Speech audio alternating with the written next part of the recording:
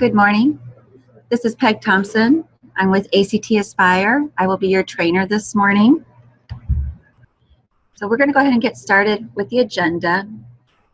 I would like to actually take a second and show you where the presentation is posted this morning. I'm going to go out to Avocet this morning.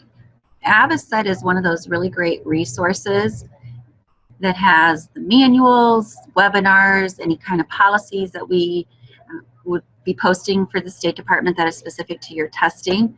So to get to the Avocet site, it is actaspire.avocet.pearson.com, and that information is right up here on the screen if you can see that. So actaspire, one word, .avocet, AVOCET.pearson.com. Once you are at that site, if you look on the right-hand pane, there's the states listed, and Hawaii is the middle state. Go ahead and click on that one, and it will direct you to your state-specific Avocet site. So anything that is specific to Hawaii will be here. So this is, for the state of Hawaii, your best resource.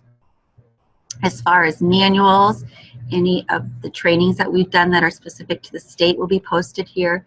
For example, today's webinar, if you go underneath T from this alphabet bar at the top, go ahead and select on T, and then go down to training. You will see this top option, ACT Aspire Hawaii Training 2016. That is a PDF of today's presentation. Okay, so you can see this is exactly that first screen we started with. You can go ahead and download this.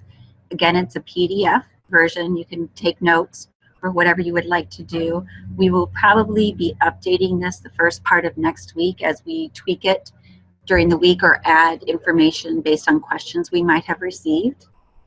So again, if you have any questions or chats or comments, go ahead and have those. Go ahead and ask them as we proceed through the training. Roxanne is sitting right next to me, and she is actively monitoring that for us. Okay, so again, go ahead and use this as one of your resources. I'm going to hop back into our presentation. Here's our agenda for today. So for those of you who've tested previously, this will be some good reminders, or maybe some clarifications of how the system works, or maybe something that you didn't know about last year that's new this year and will make your life easier. So we're going to cover a lot of material here, and here's the second page of our agenda. So again, it's a lot of material, but there is a lot to understand with testing, and we want to make sure that we make this as clear for you as possible. All right, to go ahead and get started, so we do some color coordinating with our slides, as well as with our materials throughout our manuals, our online videos that are currently available. So as we progress through these slides, you'll see different color coding. So if you come back to anything and you're wondering what part of the process this is entailing, if you see the slide as an orange slide, you would know that it's assessment preparation. So just something to help kind of keep it trackable for you. So resources and materials. We have some great resources available. I would recommend bookmarking a lot of these resources. You should all already be familiar with your state ACT site. The URL is right here. There is a section for ACT Aspire down here. The Avocet site that I had just showed you can be accessed through this link right here.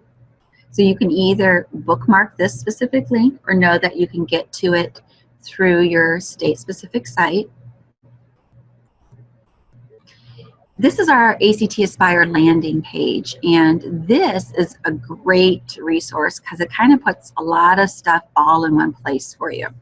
And if you don't see it here, you'll have a link from here to the resource itself. For example, we have down here for training, we offer a lot of free webinars. And if you would like to go ahead and click into the training here, you would be able to see a list of those webinars. If you find a webinar that you're interested in attending, go ahead and register for it, as if we don't have enough people registered, those will get canceled.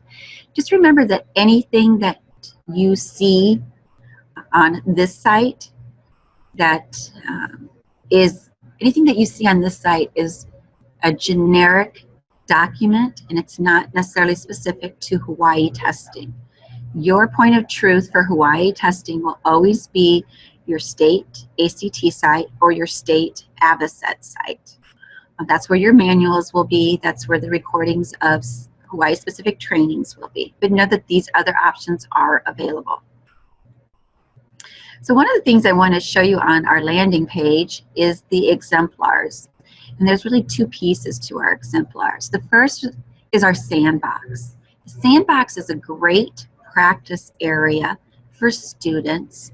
It's also extremely helpful for teachers and or parents to see the types of questions the students are going to be expected to be able to answer. This is online samples of the test questions. It's kind of a practice, if you will, but it's not scored and it's not timed. And it is grade and subject specific. And I'm going to see if I can't just remove this bar across the bottom of my screen. I don't know if there's a way to do this.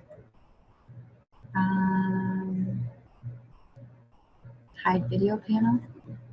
Nope. Okay, I guess I can't. So I'll just try to put it down as far as I can out of the way.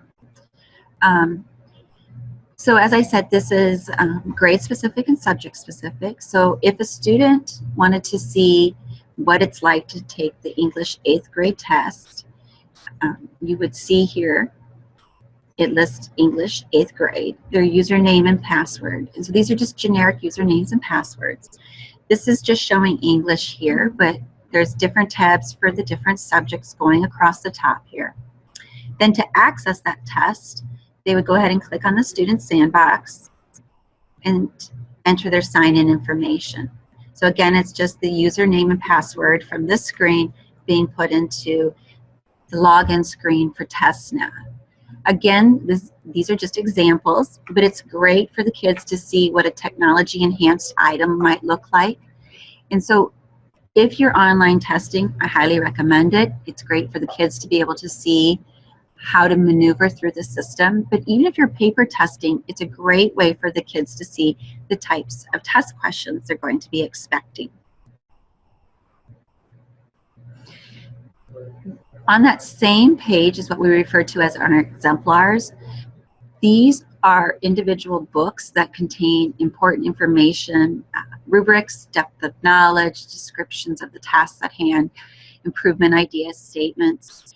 These again are grade level and subject specific. So you would go ahead and select the one that you want, and then it would pop up as if you click on it, it's going to pop up as a PDF for you. I do want to note that for writing, we did publish new writing exemplars this summer. These contain a sample question and an example of what a response would be at each of the score points. So if you are going to be participating in the writing test, I highly recommend taking the time to go through this writing exemplars and helping your teachers and students understand what is expected on those score points. Also, same page, the exemplar tab, is our TestNav 8 tutorial. So I talked about using the sandbox to maneuver through the test. The TestNav tutorial itself was created to show the different aspects of TestNav. So how do I move from question to question? How do I bookmark a question to come back to it later? If I have a student who might have a certain accessibility or accommodation need, what is that going to look like for them, and how are they going to need to make that active within the test.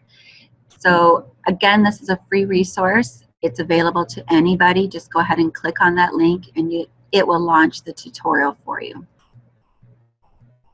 We've already talked about our state Avocet site, but here is that URL just in case. You know, you want to make sure you're on the right site. It has the State of Hawaii seal on it to help you visualize that. And then also our training management system. And so this is another resource available to you. This will break down the different areas of testing, and it has pre-recorded videos. You noticed before when I said that orange was assessment prep, that falls through on this as well. Now remember, this isn't specific to Hawaii, and it is available, but you do want to make sure that you are looking at your Hawaii-specific ones first. For those of you who are going to be paper-based testing, this is your milestone schedule. These are the dates that you really need to be aware of. For those of you who tested paper last year, the process is going to be the same.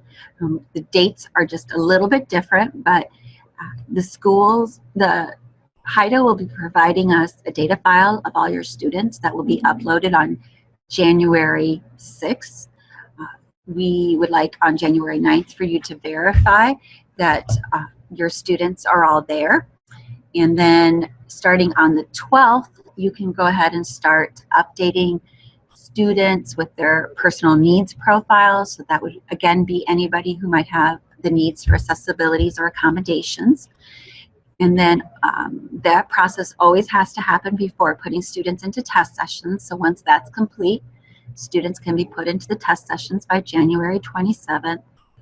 We will do our first pre-ID pull, which is where we take all those kids who have been assigned to paper test sessions, we pull their information down, and we start working on the creation of their pre-printed answer documents and shipment of materials. We're going to do a second pull for those students who are in limbo that next week. So there'll be a second file pull. Same process, only this time they'll just have labels that will be created for their answer documents, and we will go into depth on all of that later on within the presentation. Just know the process is fairly the same. And then the window for testing for Hawaii this year is February 28th through March 1st. Sorry, March 31st, and then that would have been a short time frame. Sorry, don't want to give anybody a heart attack there. March 31st, and then April 4th, which is approximately 48 hours after the last date of testing, all materials would need to be returned. For computer-based testing, the process is similar as well. The file will be the same, data, time frame. The PMP gets to start being worked on the January 12th. The difference this year for online testers is that we are requiring proctor caching, and we will talk about that in a minute. Just know that that's going to be required.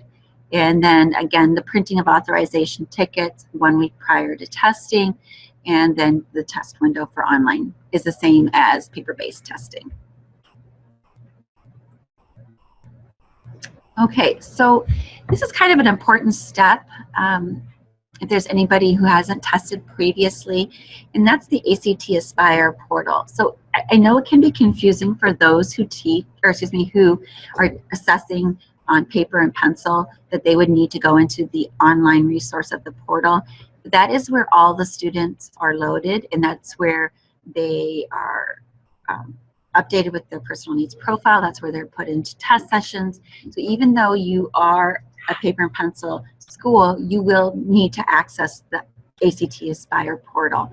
And for any of you who might not have access to that yet, please go ahead and chat us your name and your school and your administration level, and we will go ahead and get you access before the end of the day.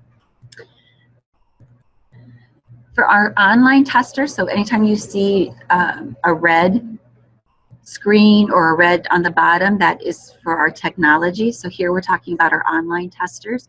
The test content itself is delivered through TestNav. That is through Pearson. So that is our delivery engine of the test. We do have an app check for TestNav 8. It's a web-based tool to make sure that the system is ready, as well as the Proctor caching, which for those of you who aren't familiar with Proctor caching, it allows the test content to be downloaded to a local secured server at your location. And then when students are testing, instead of all the students going up through the internet to our servers for test content, they're actually just accessing that information local. And so it really helps with bandwidth, and it can improve speed, and it can increase the number of students who are able to test. So that's a very positive thing, and that is why it is recommended, or not recommended, required. It is required this year. So some more information about the system requirements. So there is a couple of resources for your system requirements. One is that landing page. So I'm going to go back to, I'm going to pop out of the presentation real quick and take you to our landing page one more time, because this tab we didn't talk about, but it's our technology setup tab. So again, when I said that the landing page is an amazing resource, it really is. So here's your TestNav system requirements. And this will take you to the Pearson website, and it will show you all of the system requirements.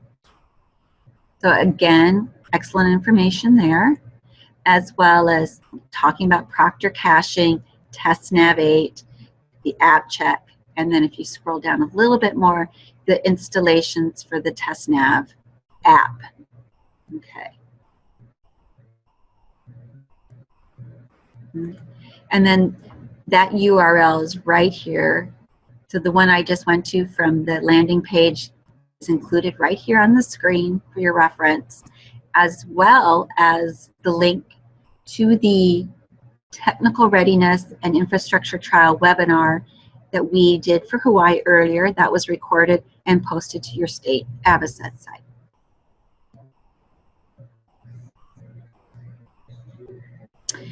So for anybody who tested online last year and used the TestNav app, that will need to be uninstalled and reinstalled after August 15th. There was an update to that app that requires a reinstallation of it, but after August 15th. This is another great resource here, this TestNav and Proctor Cache installers, and it talks about the different information for Chromebooks, laptops, tablets, etc. I do want to point out right here on the browser-based TestNav that you only see Firefox ESR 45. Right now, there is only one browser supported for the testing of ACT Aspire, and that is the Firefox ESR 45. There is TestNav apps that are available for all other devices except Androids, because we don't allow testing on Androids. So if you have Chromebooks, download the app.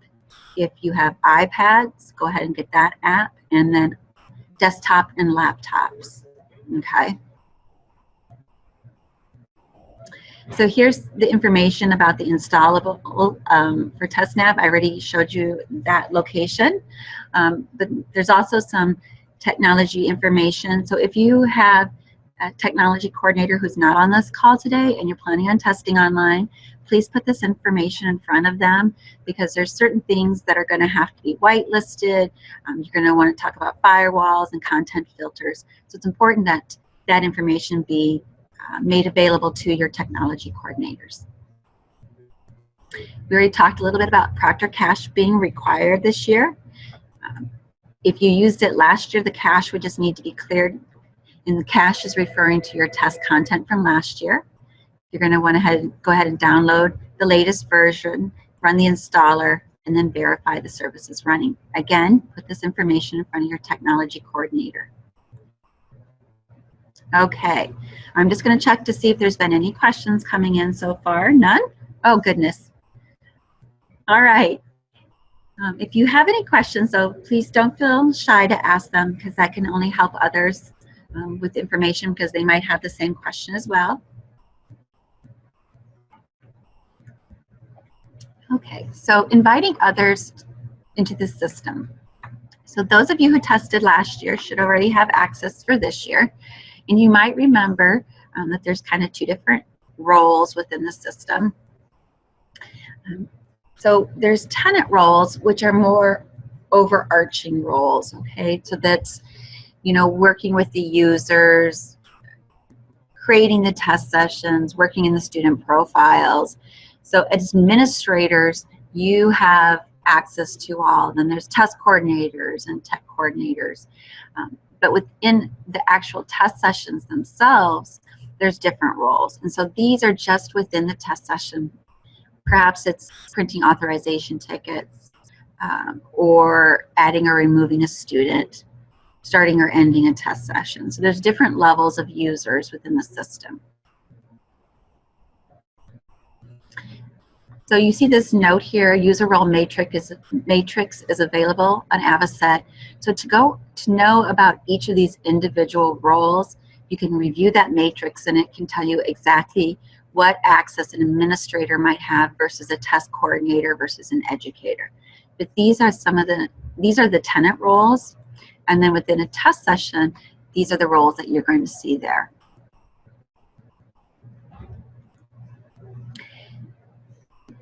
So there's probably those of you who are going to need to add new users to your organization. People have left, new people, or you might need to change their user level because things change, people move around within the system. I would highly recommend going in as soon as possible and, you know, start identifying who's already in the system, who needs access for testing this year. To do that, go ahead and click on the organization tab here, and then you're going to drop down to an organization members like it says here, and then go ahead and click on invite new member. When you do that, you'll be able to enter in the email address for any users that need to receive invitations. You can invite multiple by separating those email addresses with a comma, and then go ahead and click on the add, and it will allow you, if you're adding several, to identify each role for each individual user. Again, also clean up anybody or remove anybody who no longer needs access to the system.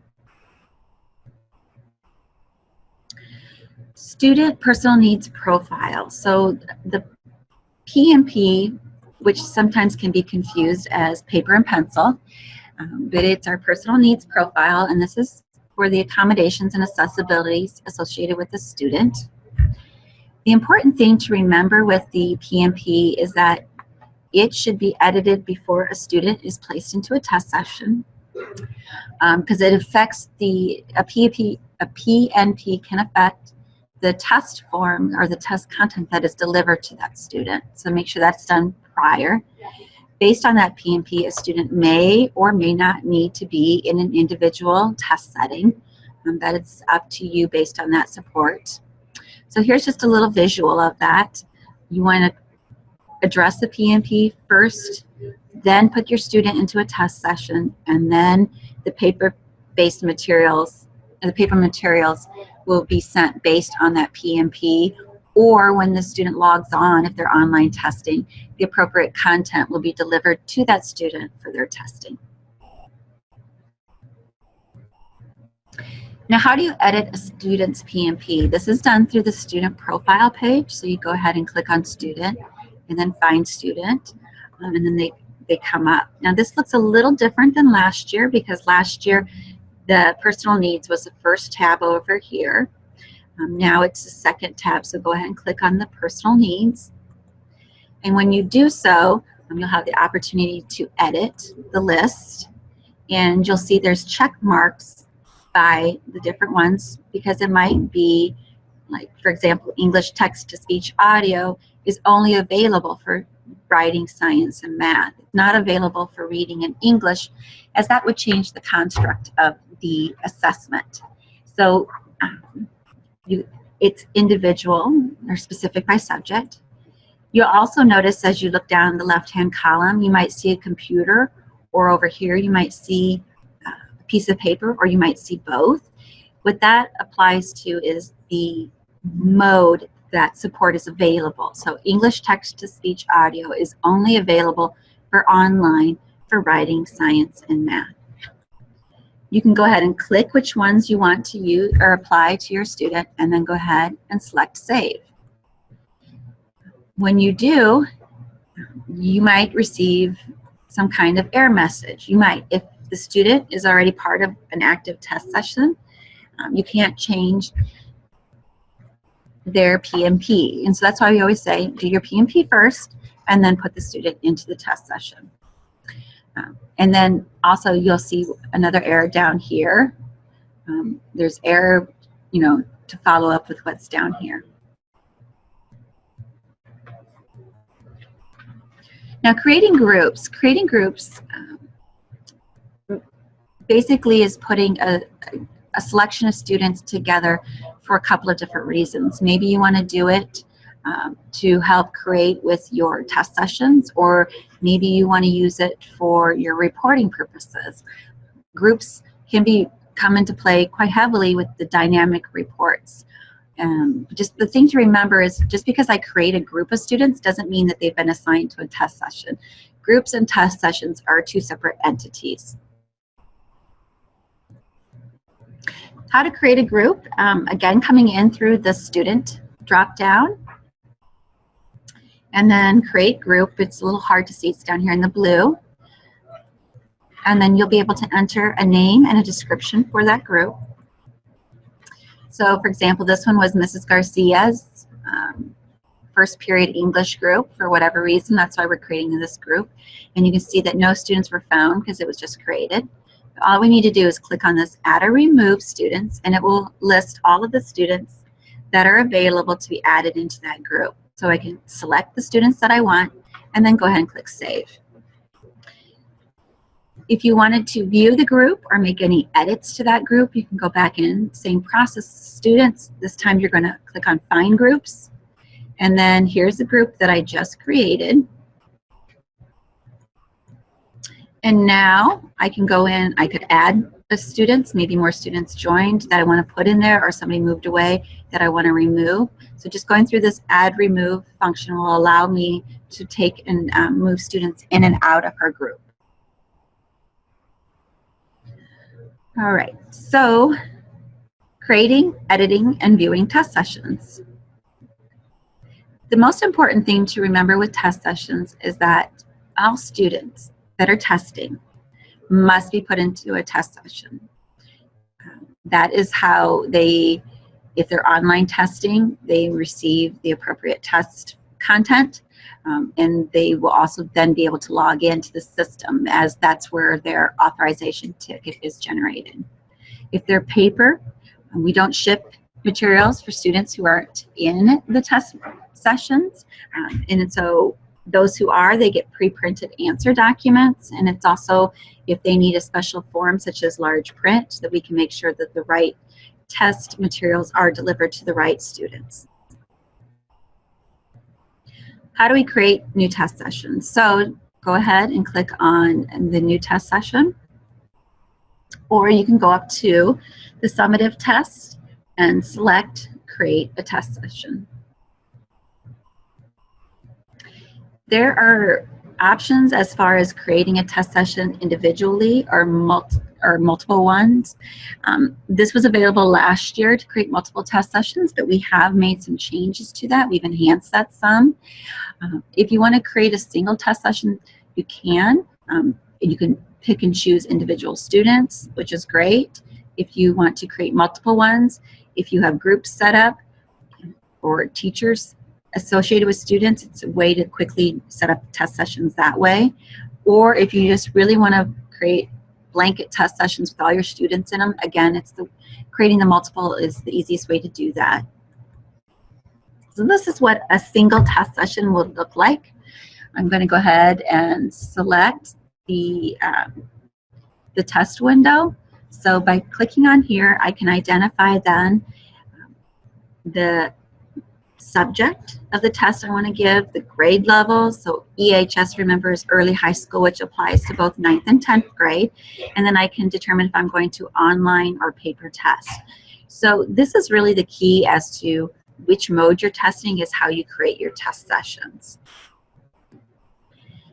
For paper testing, this PBT is paper-based testing. All I have to do is a start and end date. There's no time associated with that anymore. And then put in my testing details. So I'm going to give it a test title and instructions, if any. It is important to remember with that title that on the materials that you receive, only the first 6 characters of the title appear on the pre-printed answer documents. So lots of times schools will use some kind of naming schematic that allows them to easily identify what subject or test room those materials would need to go to. So maybe it is the grade level first, and then the subject, first letter of the subject, and maybe it's that teacher's name or something like that. Whatever works for you, just remember that it's only the first 6 characters that will appear. To create a single session for online testing or computer-based testing, up here, the CBT, you will do a start and end date. Again, your window is February 28th through March 31st. We recommend using the actual dates that you will be testing. You can set 24-hour testing, or the default is 8 a.m. to 4 p.m. Please do ignore this. Obviously, your time zone would be different. You can select Hawaii from the drop-down, and you would not mark Enable Daylight Savings, as your state does not participate that way. And then the daily test schedule, Monday through Friday, is also the default. Note that we do not offer support on Saturday and Sunday for testing. Again, it's your test details, the title and instructions. The title is not limited to 6 characters for online testing. And then Proctor cache settings. So Proctor cache settings can be set at the default level of the school. So you can go into your organization and set Proctor caching for all the test sessions to use. And that's probably the easiest way to do it. But if for some reason you forget to do that, you can always set it within your test session itself. The primary host IP address for Proctor caching needs to be a static IP address. So make sure that when that gets set up that it's a static IP address. And your primary host port is always 4480. And then there's an option to do a little Proctor cache health check there. So this is setting up a single online test session. And then go ahead and click on Create. So once that test session is created, you can see that the information that we would have put in is showing here. No students are currently in the system. And here is the information about that. It was a math online test. This is the school. This is our test dates and times that we set, and this is when it was created. Now, if for some reason we needed to edit some of that information, we could go ahead and click on the edit, and it would bring that window back open, and we can make any necessary changes. We also have this section here, which is our test status. So this is right now, it's ready, but if you click on the drop down, you would be able to actually start it from there. We also see how many students have started and how many students have completed, which are 0 at this time because we don't have any students in there and we haven't started the test yet. To add students to your test session, you can click the Add button here. And then it's going to bring you to a list of all of the students that are available for that test session. So it's only going to list students that are that grade level and that haven't been assigned already to that subject for test session. You have these different filters here that you can use. This is that groups that we were talking about. You know, we went through and showed you how to create your groups. So maybe, you know, you use those then to create your test sessions. Maybe you have it where you have teachers associated with students and you want to create by your teachers. That is perfectly okay. There's just you have options in how you want to do it. So I think the most important takeaway from that is start thinking about how you want to create your test sessions, and then maybe that will help you identify how you set up groups, if you set up groups for creating your test sessions. An important note for Hawaii is that students may not test off grade. So you cannot give an 8th grade student an early high school test. There's no off-grade testing allowed by the state. So for groups, if we did want to go ahead and do it that way, we'd go ahead and select our group, and then select our students if we want to. We can search for specific students, and then we're going to go ahead and click on Done, and that's going to put our students into that test session. Oh, I think we have a question. So we do have a question. The question is, do we need to input all student names in the test sessions if we are doing online testing, just paper testing? So all students must be assigned to a test session, whether you're online testing or paper testing. For paper testing, that is how you will receive your pre-printed answer documents. And I'm going to show you the importance of that going on. So it is a must. And for online testing, students also need to be assigned to test sessions, because that is how they will receive their authorization ticket, which is their username and logon for that subject and test. So both instances, students must be assigned to test sessions. Great question, and thank you for asking it. Okay, so we're going to go on to multiple session details, and then when we're done with this section, we're going to take a quick little break. So multiple session details, it's going to look a little bit different here because you're going to select when you're testing by the administration mode, and then whether you're paper or online. If you're testing paper, you know, you don't need to fill out this section here, only just the start and end date. And then what's going to be a little bit different is what you see at the bottom here. So you can go through and mark each of the subjects for each grade level that you wanted to. So if for some reason you just wanted to put all 82 of the 8th grade students into test sessions, and you don't care, you know, that they're by group or by teacher or anything like that, you can just go ahead and mark all those and then submit that, and it would create 5 test sessions, one for each subject, that contained all 82 of those students. But maybe that's not the best way for you to do it. Back up one slide here.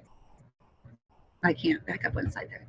If you would do that, just note that test materials are sent, paper test materials are sent by test session. So if you put all 82 students into that test session and you are actually testing them in separate rooms, you know, there would be some process for you to sort those out by the test sessions or by the different rooms where the students would be testing. So if you want to create your multiple sessions by group, again, you just go ahead and select your group, and then you can select the subjects that you would want created for that group. It kind of looks the same way for a teacher. You select your teacher from the list that you've invited into the portal. So say we select Alex or Alexis Piper, and then we can select the subjects to create. We can also add that teacher as a room supervisor to that test session at the same time. So by doing that here, by marking these different test subjects, we will create multiple test sessions for that teacher in one step. If you're online testing, again, you would need to have that in if it wasn't already put in at the organization level. And then you're going to see this multiple session completion screen pop up. So what this shows is that multiple test sessions are being generated. You might see a message that says this might take a little bit of time, because it can, depending on the size of the groups. So they're going to go ahead and show at this level. Just a side note is that if you are going to do just bulk sessions of students, for paper we can have up to 400 students per session, and computer it would be limited to 200 students. Okay, we have another question. So we have another question, and the question is, are all subjects needed to be tested, or can it just be reading, English, and math? So I'll go ahead and answer that question. So for ACT Aspire, if your school is administering ACT Aspire, you would have to administer those first 4 subject tests. So English, math, reading, science. The writing test would be an option to you. I personally would highly encourage you to do the writing test simply because it is great preparation for the ACT test. And there is a lot of flexibility with ACT Aspire and how you administer the test. Again, if you are administering ACT Aspire, you would have to do those first 4 subject tests, so English, math, reading, and science, and you would have the option as to whether or not you would like to administer the writing test. Welcome back, everybody. We had a couple of questions come in from the chat window during that little break, and just wanted to talk about the students a little bit more detail. So we have students currently in your system. That data file was provided to us by HIDO in September. Those students were put in there so that you could see the new class roster report that I will show you in depth towards the end of the presentation. And some information had been sent out about that. It's a way of viewing your students who tested last year, for those teachers that have them this year, kind of how they did. The state will be providing us a new student file in January.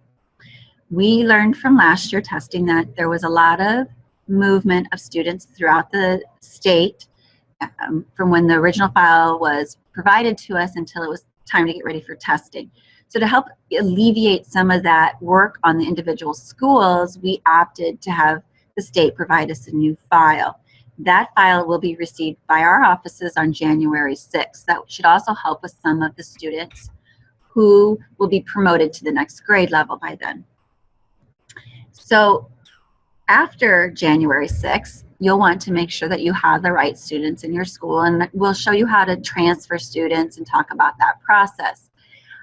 Regardless though, if you're testing paper or online, all of the students that you will be testing must be put into test sessions.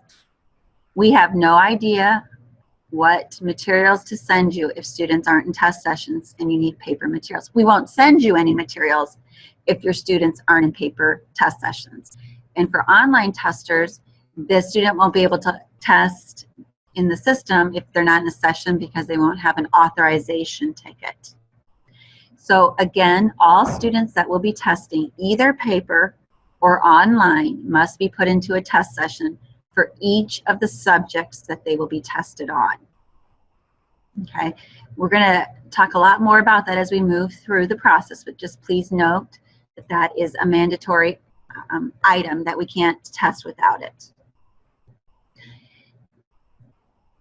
So we talked about adding our students to our test sessions. Quickly, let's talk about removing them.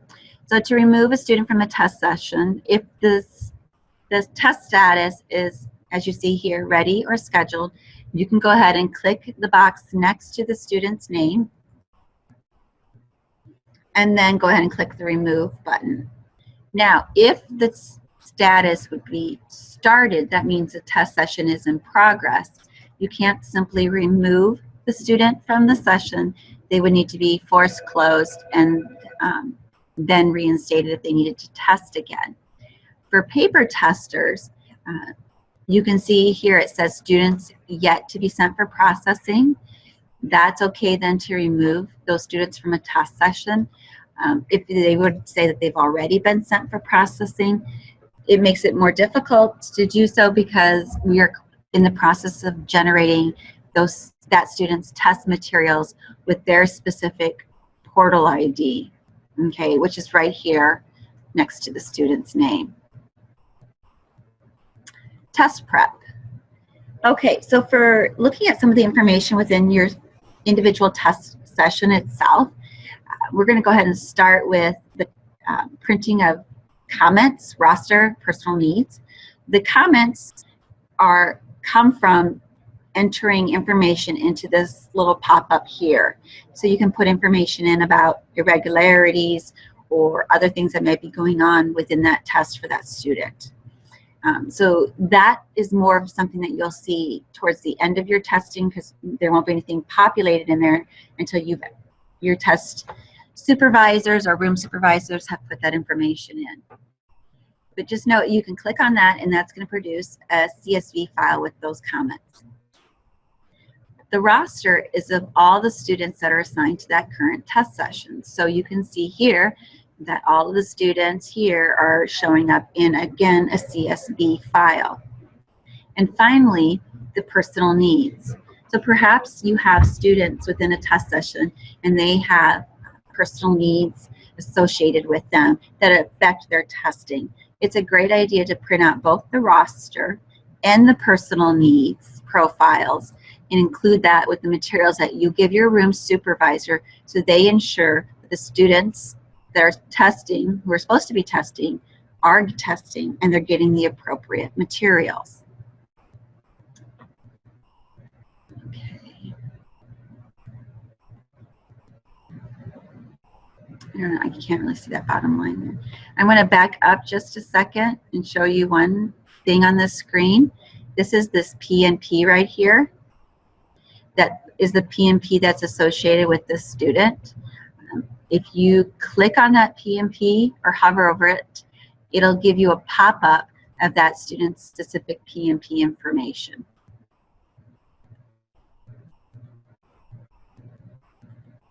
Moving back forward. Okay, so the room supervisor manual is going to have all the detailed instructions that you need for administering the test in a standardized manner. So you'll have your read aloud. It's good to have a plan in place to review those materials with your room supervisors beforehand so they understand the policies and procedures not only of ACT Aspire but of your own state-specific information as well. You also can review with them any of the violations or issues surrounding it. One thing to keep in mind is that this is a secure test. So if you're testing paper, no one should be looking at those test booklets prior to testing. There shouldn't be any photocopying, pictures, anything of that sort. When students are done testing, there shouldn't be any manipulation of their answers that they might have recorded themselves. Prior to testing, most schools already have a contingency plan in place, but if you don't, there is a sample on the Avocet site. The desirable testing conditions, several of those are just pretty much common sense things that you're used to, you know, covering any materials that might be showing that would help the student, making sure that there's certain distance between each other, that they have good lighting, they're comfortable testing conditions, ample writing space, etc. We do provide a sample seating chart. We do understand that you can't completely rearrange your computer labs or your classrooms necessarily for testing. We just do ask that you attempt to do your best with making that fit within our plans as possible. Summative test administration time. So the important thing to know is that if you administered ACT Aspire last year, there has been a change to the length of the test times. So you can see those new times listed here. And one thing I really, really want to stress, for those of you who are testing online, or excuse me, paper, for those of you who are testing paper, and you're testing writing, the writing test booklets, when they arrive, will state 30 minutes. The test time is 40 minutes. An errata sheet will accompany those test booklets, but it is so important to communicate with your room supervisors or whoever will be in there tracking the time of that test that they use 40 minutes for writing. We had some questions yesterday about the difference between ACT Aspire and the ACT.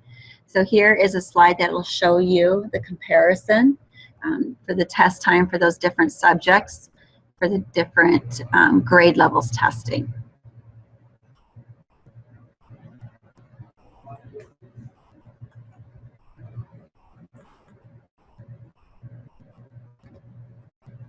So the verbal instructions for testing will be found in your room supervisor manual. Please have your room supervisors become familiar with those instructions prior to test day. The subjects are color-coded, and the instructions are a little bit different this year. As last year, you would start on one page and maybe jump to a different page based on your grade level, and then go to another page to complete your instructions. We understood that that was confusing and hard to do, so that has been changed so that they are a straight read-through for each of the grade levels and subjects that you would be providing these instructions for. Important to note that the computer-based instructions are different than the paper-based instructions. So as a test supervisor or coordinator at your schools, it's really important that if you are online testing, that you have the right manual, the right room supervisor manual in that class, in that room for that teacher. Manuals are shipped based on a ratio of 1 to 25 students. So with the paper-based test materials, we will be shipping the paper manuals, and then we will also be sending computer online room supervisor manuals as well at that time.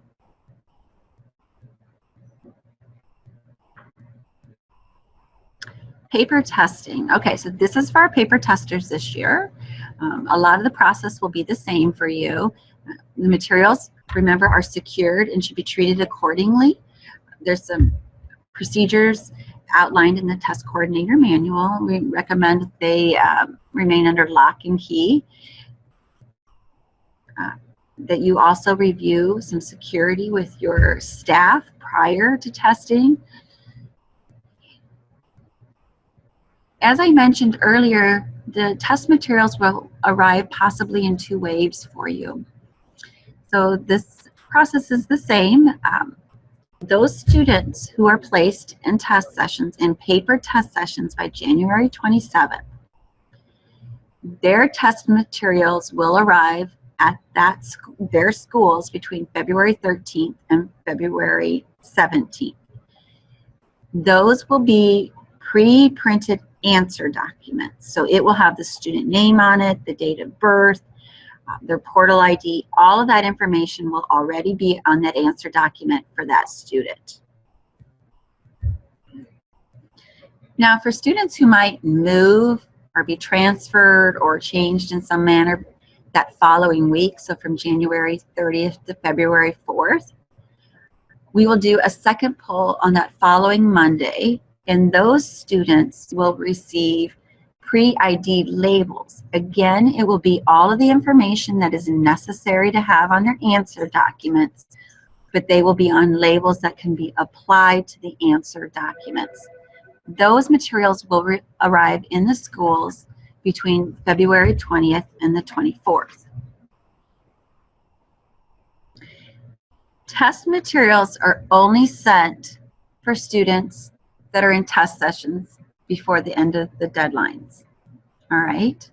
So if you have students, so you're testing 50 students for math, and you create that, and you put those 50 students in that math test session, we will send you materials for that if that was completed before February 4th. If you meant to put those same 50 students in reading, in English, and science, but you didn't, you will not receive test materials for those subjects. So that's when we talk about the importance of having students in test sessions. That is so that we can ship you the necessary materials. We do automatically ship 5% overage, but that's only 5% overage based off of the students that you have in test sessions.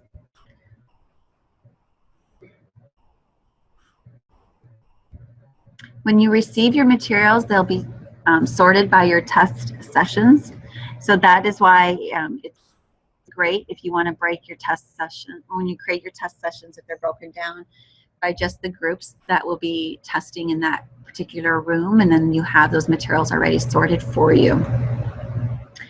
The test booklets that you receive are not personalized, and this year they'll be sent in packs of 5. Last year it was either packs of 10 or 15, and that could, or 10 or 12, and that was very confusing. This year they're just going to be in packs of 5, standard 5. For writing, please note we have some concerns come through. The writing booklet is only, I believe it's 11 by 16 sheet of paper folded in half. So even if you have a pack of 5 of those test booklets, it's a very thin pack of test materials, and so lots of times people didn't understand that that actually did contain all their test materials there. And I know this is hard to see at the bottom of the screen, but test booklets are serialized and tracked. So every test booklet that we send you needs to be returned to us. We also request that when you get those test booklets that you don't open those packages and resort them, as they are spiraled a certain way. So go ahead and leave those in the order that they are as you receive them. When you receive your materials, you will get a packing list, a security checklist, the test coordinator kit, which includes information for your return materials. That's really important, so don't lose track of that. ACT Aspire is a modular test, so each of the test booklets is specific to one subject. So you will receive, if you have a student testing all 5 subjects, you'll receive 5 separate test booklets for that student, as well as 5 separate answer documents.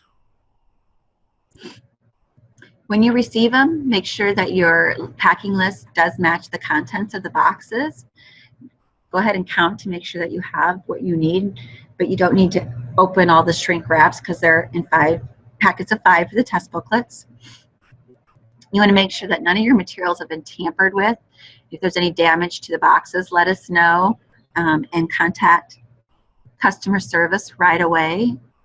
There's the phone number there for customer service, or you can send an email to that specific implementation address. Materials that are going to be provided by the schools will be timers. We ask that whatever timer you use is not distracting to the classroom. They shouldn't know that it's available, but they should be able to see a clock so they know how much time they have left. Number 2, pencils, scratch paper. Students are allowed to have scratch paper for ACT Aspire.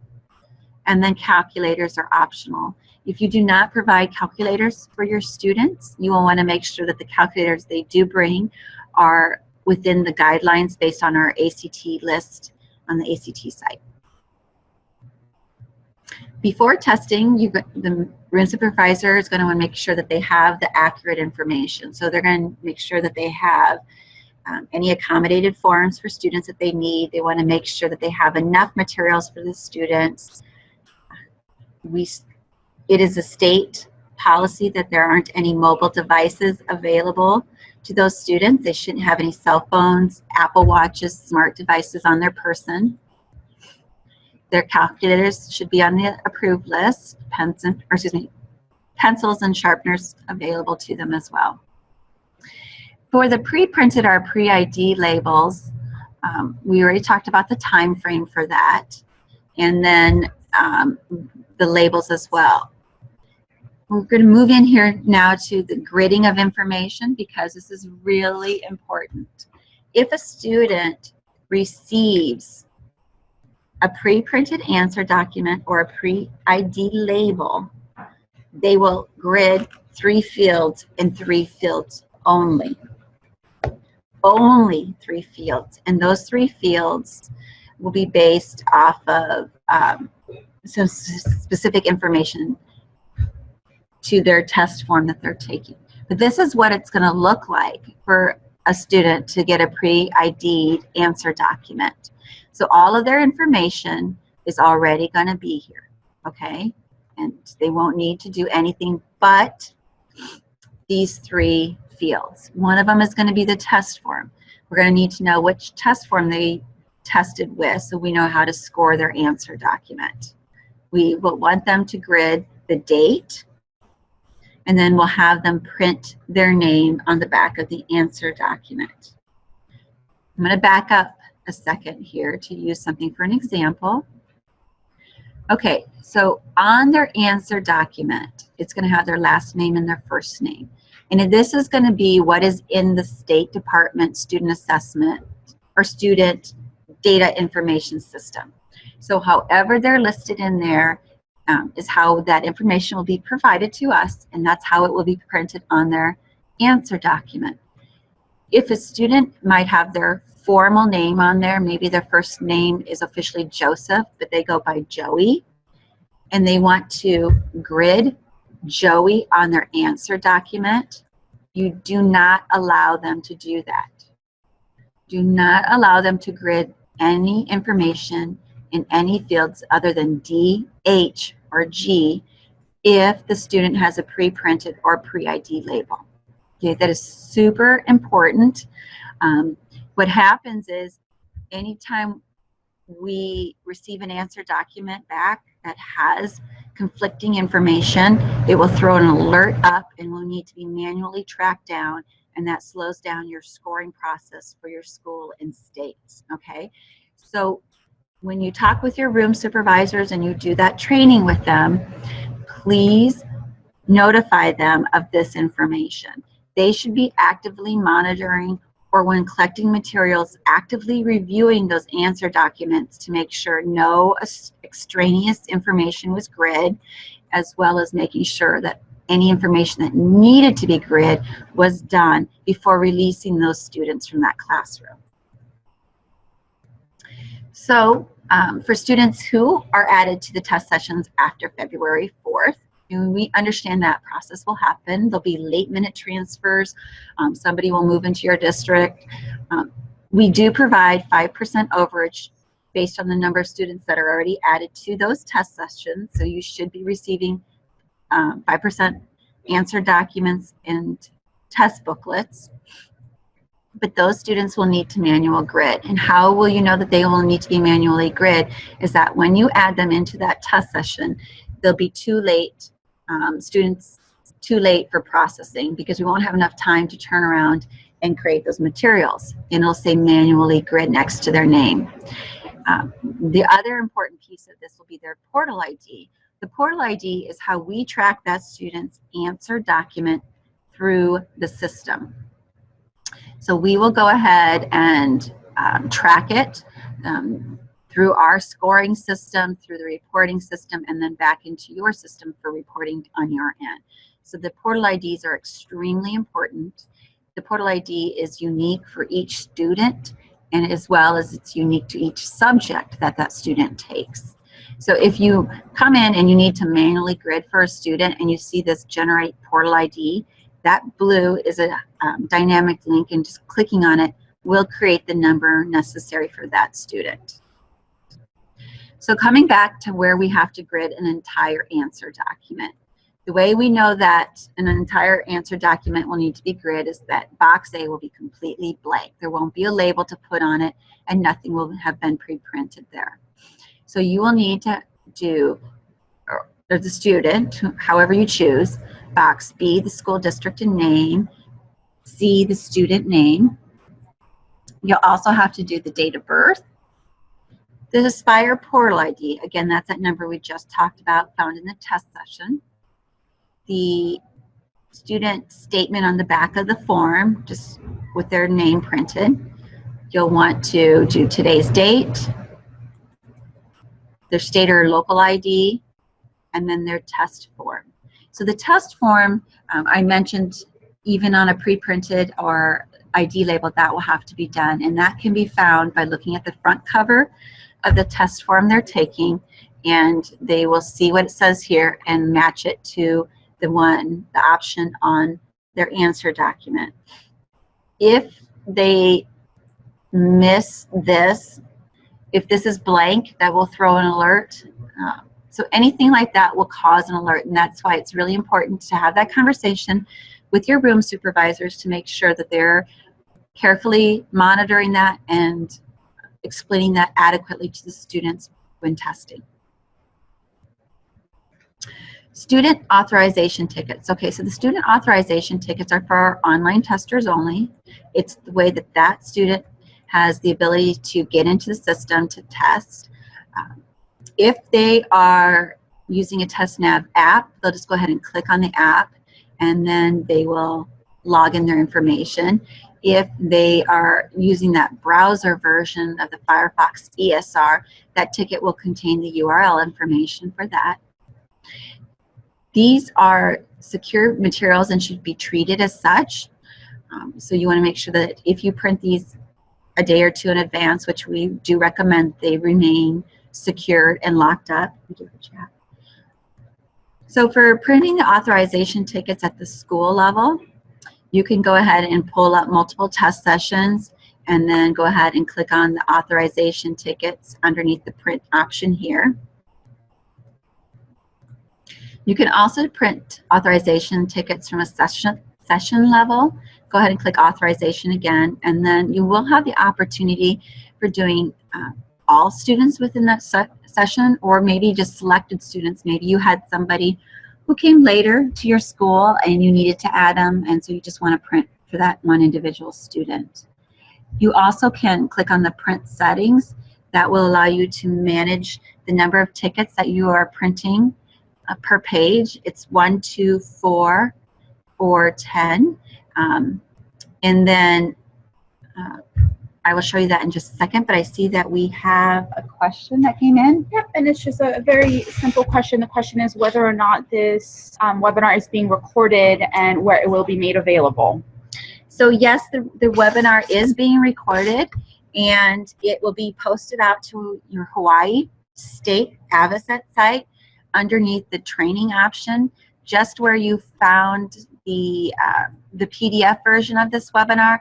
The live recording will also be there as well. And I can show you that link again at the end of the session. We'll pull it back up so you can see that.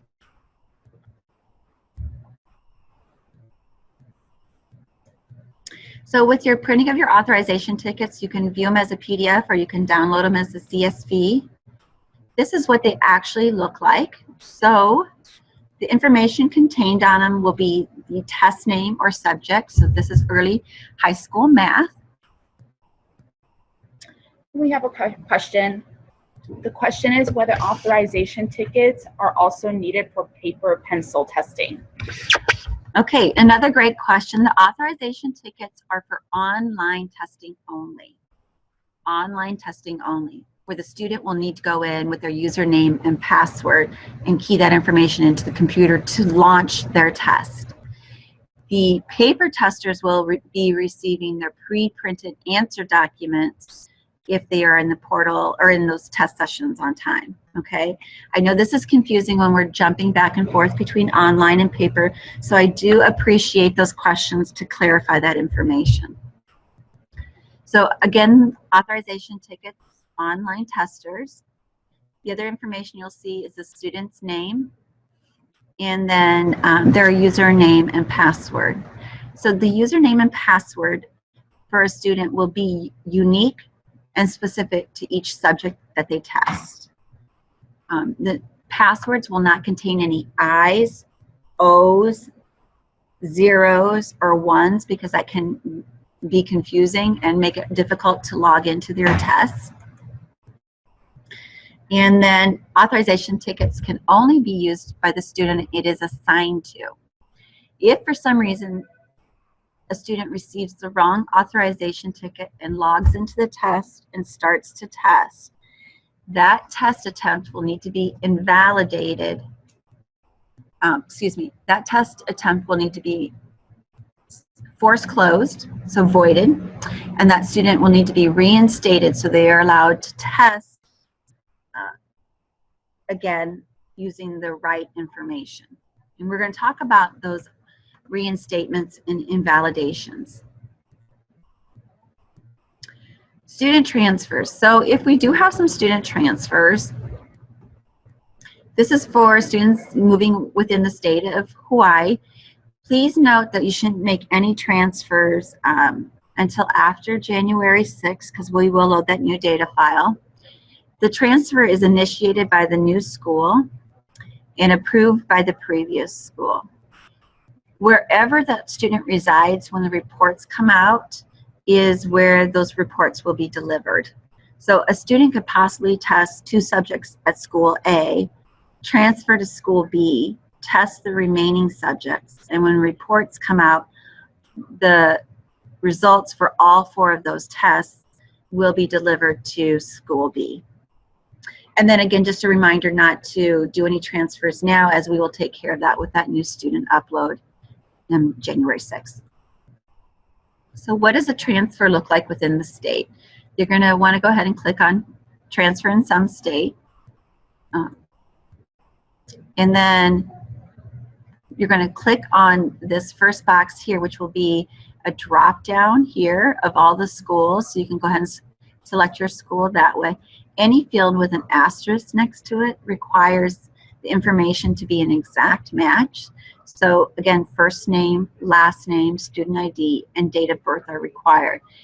The first name, again, would be however it is within the system, within the data file that had been provided by the state. So if you are having a difficulty entering a transfer request and you know that the student resides at that particular school and you have the right student ID and you are entering that right date of birth, it's best to contact Kwana Lewis at the State Department, and he would be able to look at that student, and maybe there is a space in that first name and you're not entering it, or you know, there might be just something very simple that you're typing incorrectly or that you were given as incorrect information, and we can provide the right information so you can get that transfer request entered.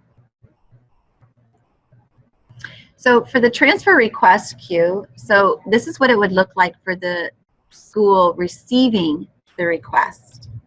So underneath students, you can go down to the request queue, and you are going to see all these different fields that you can click on to sort in alphanumeric order.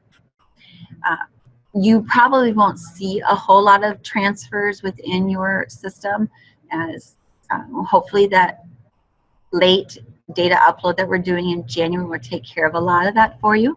But then what you would need to do is either approve or reject that transfer. If you approve it, then that student will move over to its new school. If for some reason you approve it and the student is already in an active test session, approving the transfer will go ahead and force close that student and all of the active sessions and allow that approved to go through. A request, it will allow that request to be approved and move forward. So you can go ahead and click on OK there. If you have questions about whether or not to do that, based on where they are in the testing process, it's okay to call in and ask about that and get some clarification. Kwana and myself will be monitoring your student request queue for you. We want to make sure that those requests are going through in a timely manner, as it's going to be very important that students are getting assigned to their test sessions in a timely manner so that they're there by January 27th for that first pre-ID poll. So it just says review and take action, I'm sorry, on requests within 1 or 2 days, but again, know that Kwana and I will be monitoring that. Okay, starting and managing test sessions. So how do you start a test session? So we do request that all paper and online, well, all paper test sessions be started. You have to start online test sessions in order for a student to log on, but it also helps us with the process of you start all of your paper test sessions as well. So go ahead and click on Not Started from your My Test Session screen, and based off of the scheduled start date, it'll tell you if it's scheduled or ready. If it's in ready mode, you can go ahead and start that test session. If it's in scheduled mode, it means it's not available to start yet. Then what you can do is click on Action and then the Start Test Session, and it will list all those that are in ready mode that can be started. You can select the check mark boxes next to those that you want to start, and then click on Submit, and then they're started. So you can submit or start multiple test sessions at one time.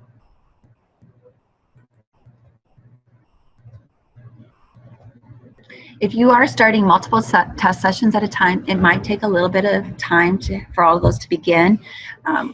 You will know that they've started by going to your test session, My Test Session screen, and those will now show in progress as opposed to ready or scheduled.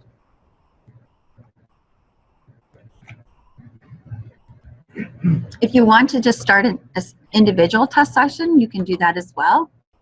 You can go into that particular test session, and then you can go to the test status button, that ready button. On the drop down, you can select start and then say okay. Once you are in test mode, in progress, it does auto refresh if you would stay on the screen. So if you're online testing and you want to see how your students are progressing, you would start to see this area here underneath answered and total, those numbers to change as students start answering questions. If you look over here to your right, you can see that this is the username and password associated with that student. If you would have any questions coming back from that student saying, you know, I can't log on using my authorization ticket, you can verify that they have the right ticket by looking here versus what's on their individual ticket. I do also want to mention with those authorization tickets that you do have the option, you know, I said is printing 1, 2, 4, 10 per page. Online testers are allowed scratch paper, and so sometimes schools will print just 1 ticket per page, and then the student can use that authorization ticket as their scratch paper as well. So it cuts down sometimes on some of the paper that you are handing out to those students. So once you go ahead and click OK on that status to get it started, you will see that it switches to that in progress that I was talking about.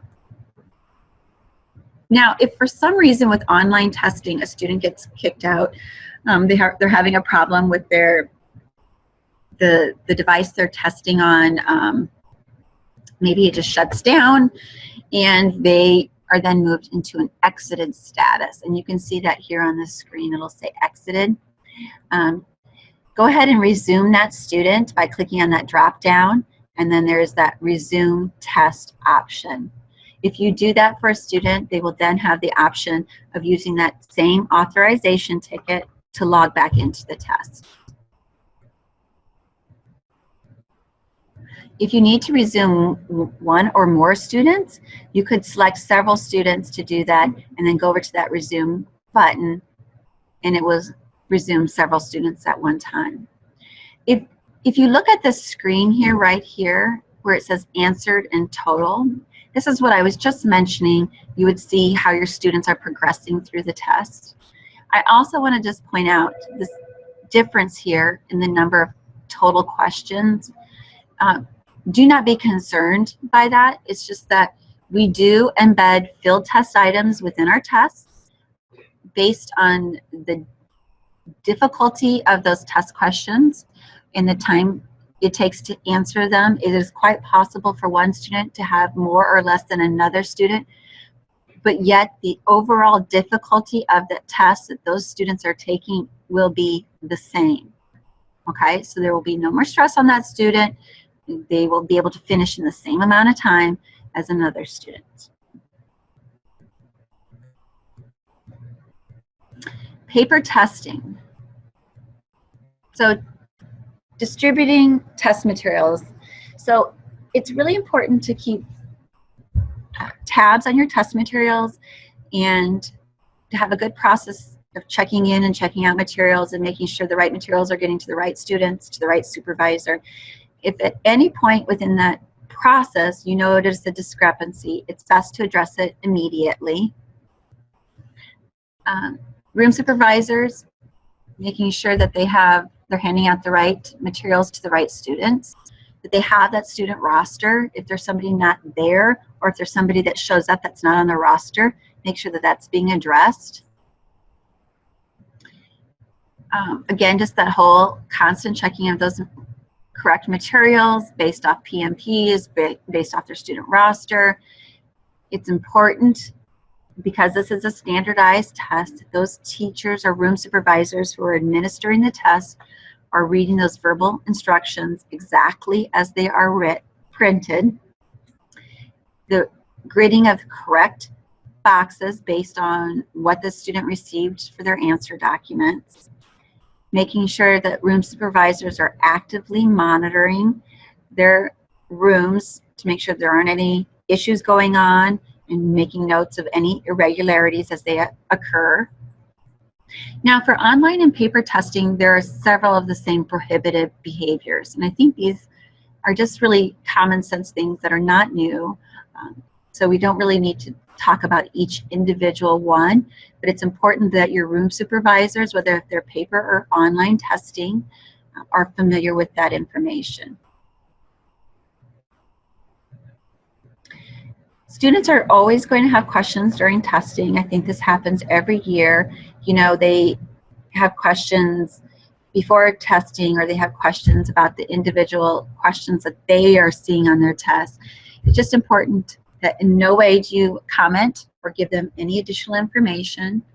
You do not read the directions or the question in any way other than it is on the test. You just tell them to do their best. But if they do have a question about a specific test item, it's okay to note that in the testing irregularity for us, and then we can go back and do any research if necessary. A little bit about missed timings. Scores will not be adjusted to compensate for missed timings. Now, if I'm going to use this writing test as the example, since the booklet says 30 minutes, yet we are saying it's a 40-minute test. So say the person administering the writing test only gives 30 minutes to the students and starts collecting the materials and realizes it's a 40-minute test. Those students have not been released yet, so the students have not left that room yet. They can sit back down, those materials can be returned to those students, and they can be given the rest of the amount of time that they should have been allowed to do that test. However, if the mistiming is noticed after the students have been dismissed, that test must be voided for all students.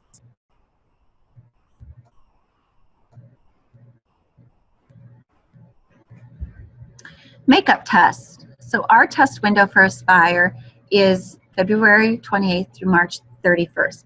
Unlike the ACT, we do not have a specific makeup window. You can use that entire window for testing however you want to administer the test to all those who are supposed to receive it.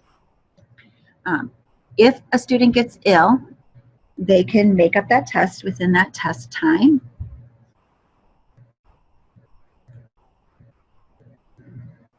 All right, let's talk a little bit about student irregularity. So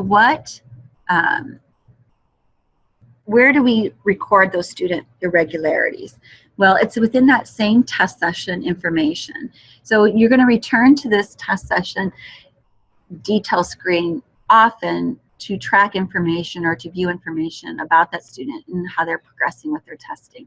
If for some reason you would need to record an irregularity for a student, you would do so underneath this comment window here. Go ahead and click on that, and it will pop up this area where you can select a reason for that irregularity and then put a comment in there additionally, and then click Save.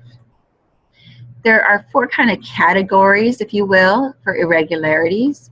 We have examinee, or the student testing. Things that might be an irregularity for them would be having a cell phone. Those are prohibited in the test rooms. Copying, or maybe they're working on filling in bubbles after time has been called.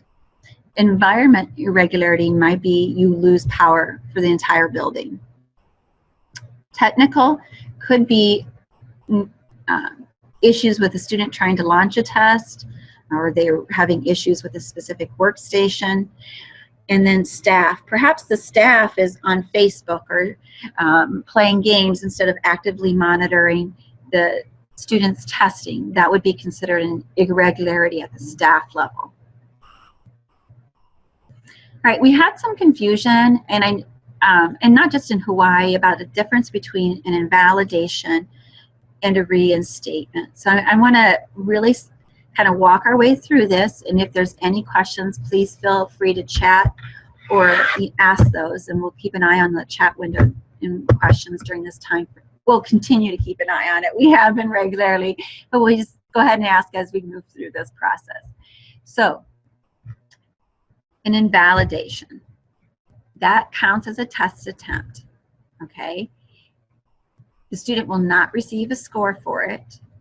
Their report will show as an INV, or an invalidate, on their student report that they receive, which we refer to as an individual student report, or ISR. It will also show as an INV in the student performance file that is at the state and school level. So if a student test is invalidated, it counts as a test attempt. They will not receive a score, and they will not be allowed to test that same grade subject again. Okay, they're done for that particular subject. Now, a reinstatement will go ahead and void that first test attempt, but the difference is it allows the student to have another attempt at that grade and subject. So if Sue was invalidated for grade math 8, she would not be allowed to test math grade 8. She could test English or reading, but not math.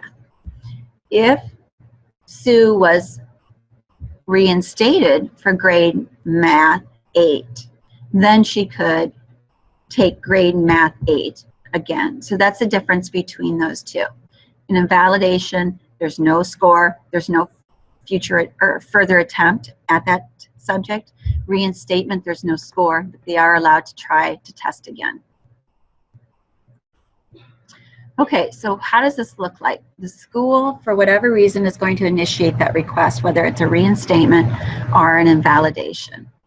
The request will be reviewed in the portal. If it is a reinstatement, the school has the ability to approve that request. Just note, for auditing purposes, the person who requested the reinstatement cannot be the same person that approves it. That needs to have a separation of duties. Now, for reinstatements, once that status is approved, the school must put that student into an appropriate new session. So either a new online or paper session. For invalidation, once that invalidation is approved, that is the last step that needs to be taken for that subject. For paper, once that is approved, for paper or online, once that is approved, the school puts the student into a new test session for reinstatement, and this student is allowed to test again. For paper-based testers, it's so important that they receive a new answer document. It will have to be hand grid with their new portal ID from that new test session they were added to. Okay, they cannot use the original answer document because it has been voided in our system. It has been flagged as a do not report, and no score will be made available for that particular answer document. What does that look like within the system itself? Well, within the test session details, you can see the student has a DNR next to him, a do not report, and we can see that the reinstatement was approved. In the student profile underneath the test info tab, we will see again there's a DNR with a statement approved. Okay, there will be no score for this English session 1 test session. Okay, so I'm backing up. So it's really important to remember not to reuse that answer document. It will be scored as do not report. Okay, so these are a couple of things that happened last year, and again, this is not just Hawaii, but it's great just to kind of walk our way through this, just so you understand how this would work. So if a student is not put into a new test session and tests using that original answer document, that is going to be reported as a do not report. Okay, so they might use that original document, they might test, they're still not going to get a score because you've already reinstated that answer document. It's a voided answer document. The student is put into a new test session and tests using the original answer document. Again, that has been marked as do not restate or do not report, and that portal ID over here that is associated with that answer document is a void. Okay, I know I'm stressing that, but I just want to make sure that it's really clear for everybody, that process. We do send that 5% overage. Go ahead and use your 5% overage and pull a new answer document for that student. Okay, to invalidate a test, so again, we're within that test session detail. We come into this window, force close, and then we select invalidate. You will want to give a reason for that invalidation. So whatever reason it is that that student is getting an invalidated test. Same process for reinstate, same window, just select reinstate. Do you really want to get a reinstatement for this student? Yes, you do. Again, it's that reason. Wrong student logged into TestNav, so I'm requesting a reinstatement so the right student can test. So you're going to want to go ahead and put that student into a new test session and issue them a new authorization ticket so they can test correctly. So this queue, the student request queue where we saw our transfers before, is also where we will see our reinstatements and invalidations. So again, I said reinstatements can be approved at the school level. It's just that same process of approve or reject. Do not take any action on invalidations though. Invalidations can only be done by someone at the HIDO office or someone at our office, okay? So it's very important if you're putting an invalidation in that you put enough information in that whomever is going to approve or reject has what they need, and there might be some follow-up with Kuana at the HIDO office on that. When you are all done testing, go ahead and close your test sessions, paper and online. But if you haven't, if your student hasn't completed testing, they're going to make up another day or whatever, go ahead and leave those test sessions open until all test sessions or all students have completed their testing. If you would close a test session for some reason, that means that that student would have to be put into a new test session in order for them to test. Okay, so go ahead and leave those open until all students have completed testing.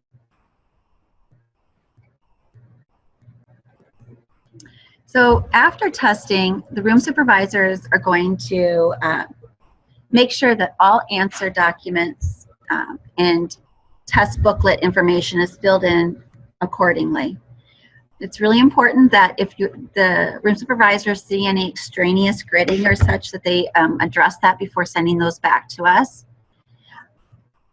If they are testing large print and Braille, go ahead and have them transcribe those responses. Record any irregularities.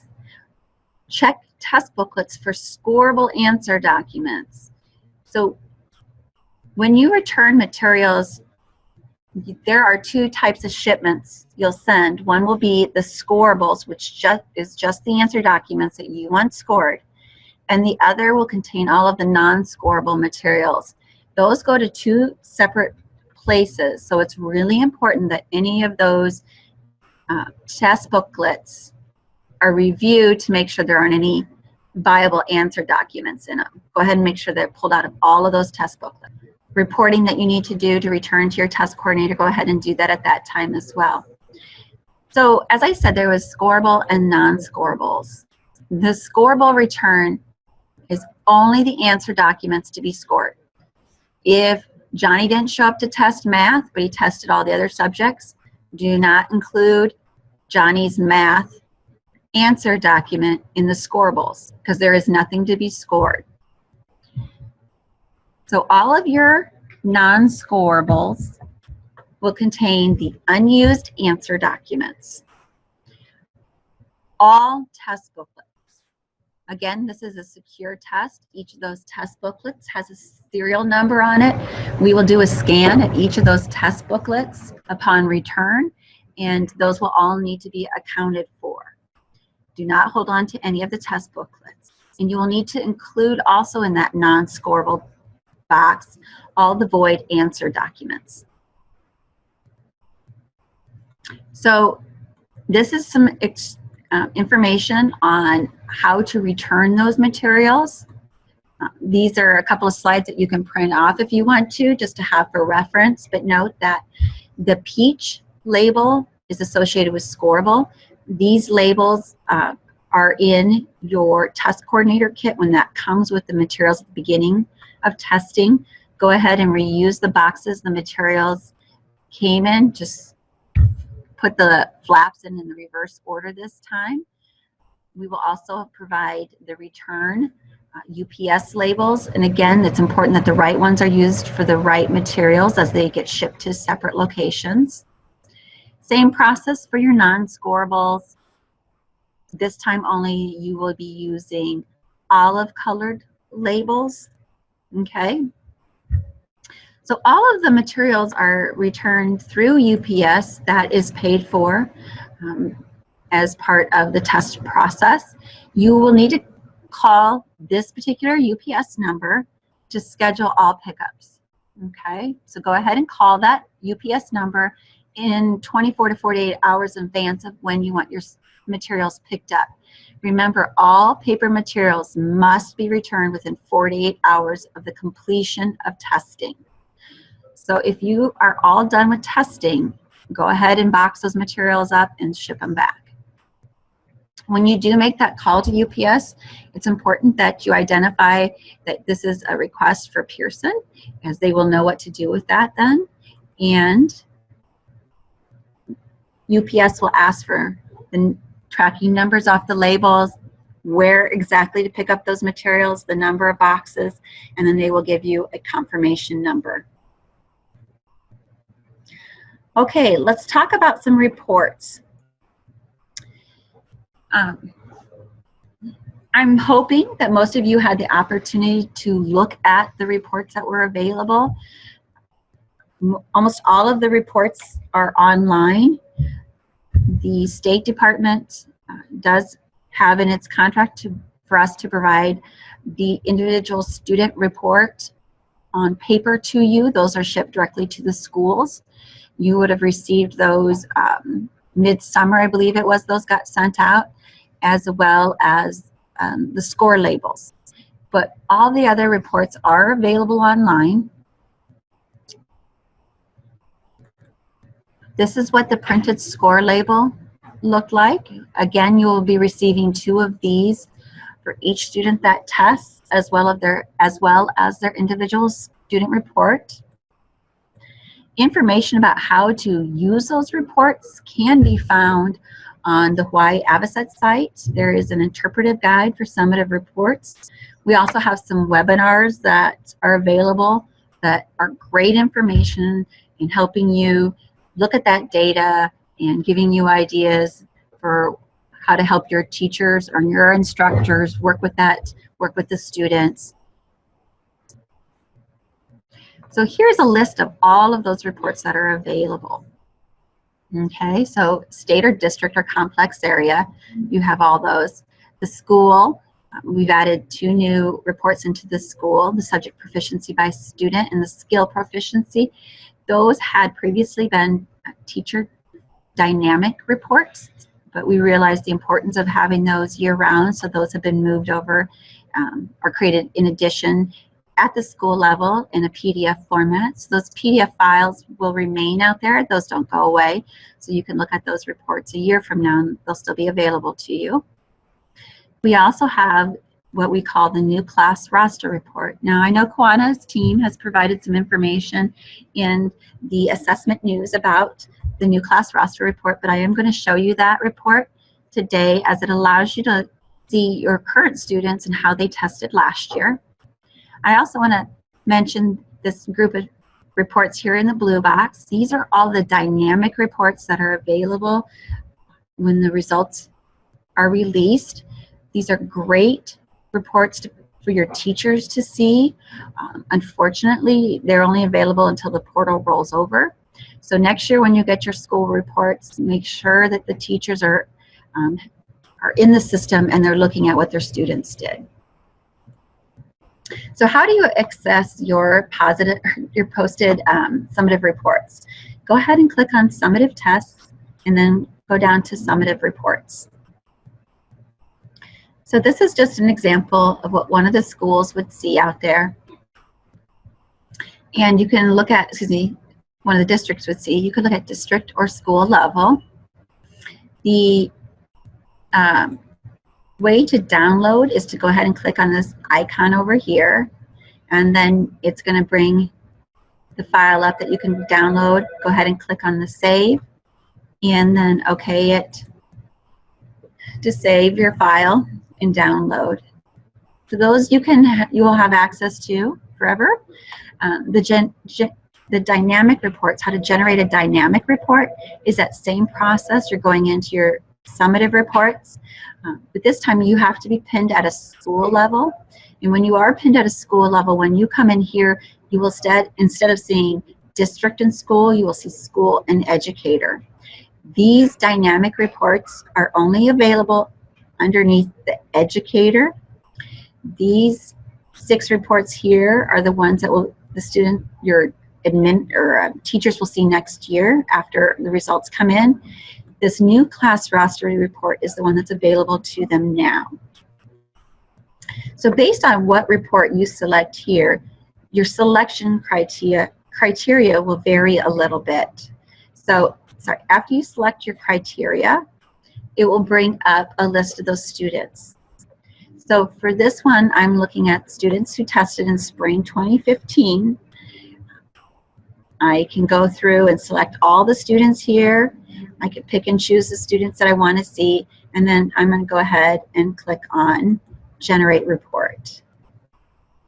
When I generate that report, it's going to bring up this new class roster report. And I'm hoping that you're getting a clear view of this on your screen.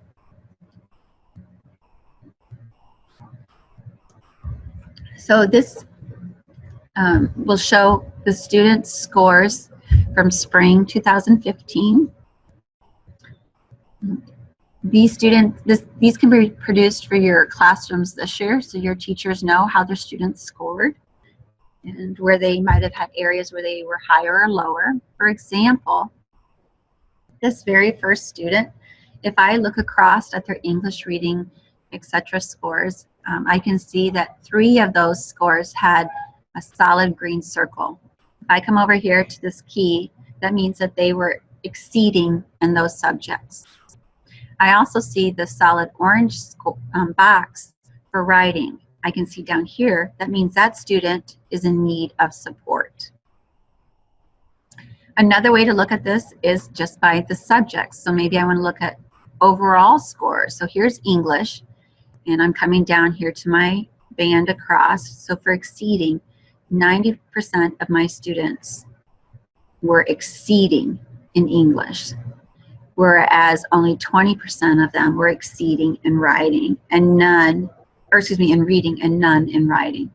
So there's some interesting information that they have available to them there. They can also look at a subject going down. For example, here I have 20% were exceeding, 50% close, 20% in need of support, and then I have this X here. Well, what does that X mean? If I come over here to this chart in the bottom right, it means that that student didn't test. So we also have some more information that we can look at besides just scores.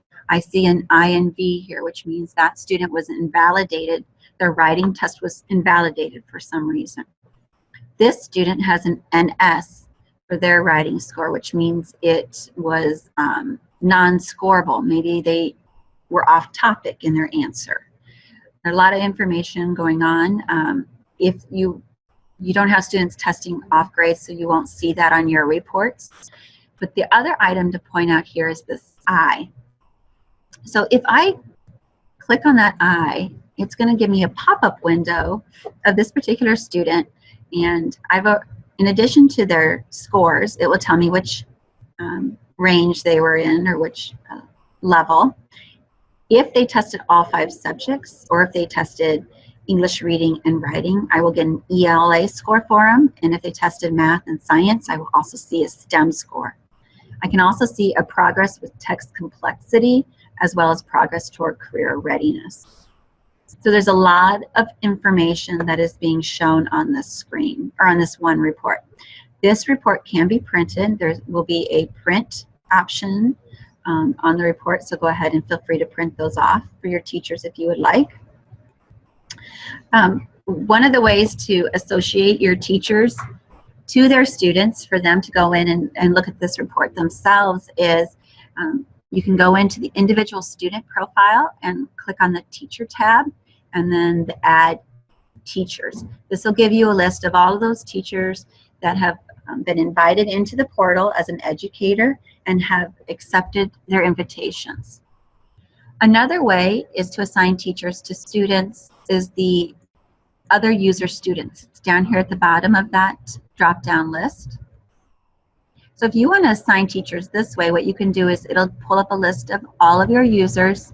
You can select the user, and then you can see that this particular person doesn't have any students attached to them.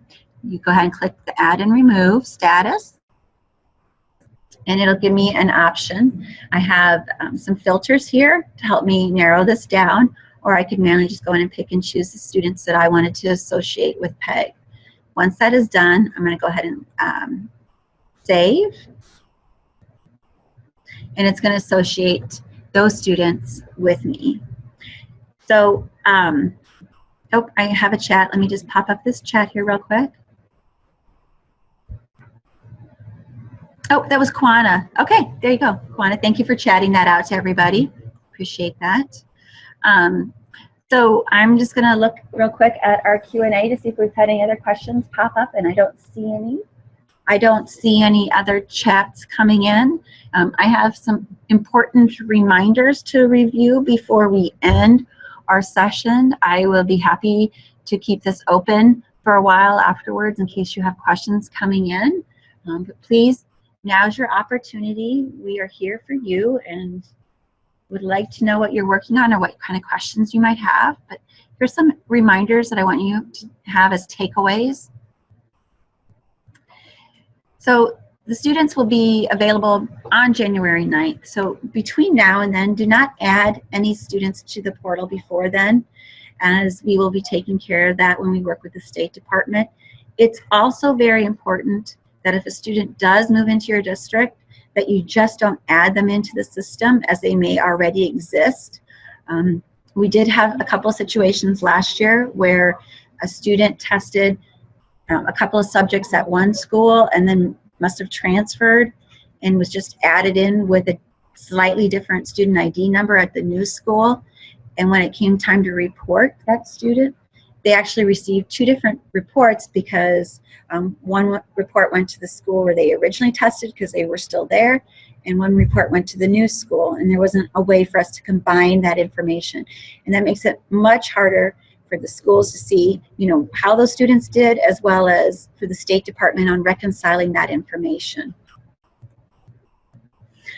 The student personal needs profiles must be adjusted prior to adding students to the test sessions. It's so important to have that done prior to doing that. The deadline for adding students for that first pre-ID poll is January 27th. February 4th is your second one to receive pre-ID labels. Anything after that, you will be manually gridding. All students must be in the portal in test sessions to test.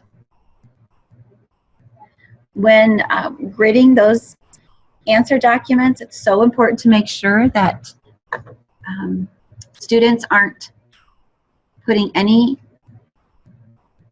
data on there that doesn't need to be on there. They're not changing their names or anything else like that. All paper materials must be returned within 48 hours of testing. The writing test length is 40 minutes. Again, the test booklets will say 30 minutes, but there will be that errata sheet, and there is that timetable that was provided in this presentation. We strongly encourage getting that in the hands of all your room supervisors. I know we will be working with HIDO to communicate this out as best we can. And if you did online testing last year and used the TestNav app, make sure that you have uninstalled and downloaded the later version after August 15th. So again, that has been an awful lot of information shared with you in a short amount of time. This webinar has been recorded. If for any reason there was any difficulties with the recording, we will do a straight new version of it once we get back to the offices. So be assured that this will be recorded in some manner and posted to your Hawaii State Avocet site. So it will be available at the latest mid-next week, if not sooner. The presentation slides are also available on that Hawaii Avocet site. I'm going to go ahead and pull that back up. So here's the Hawaii Avocet site. So again, it was actaspire.avocet.pearson.com. On the right-hand pane, I went ahead and selected Hawaii. I'm going to select T for training. Come down to that training option.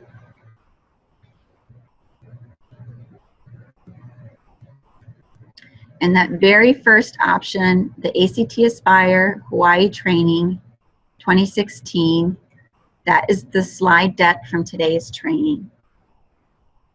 Okay, again, that will be updated as necessary. If you also look over here, you can see the webinar that we did for the infrastructure trial and tech readiness is also there. So that will be made available, that is available right now if you have any questions. We greatly appreciate your time in attending this training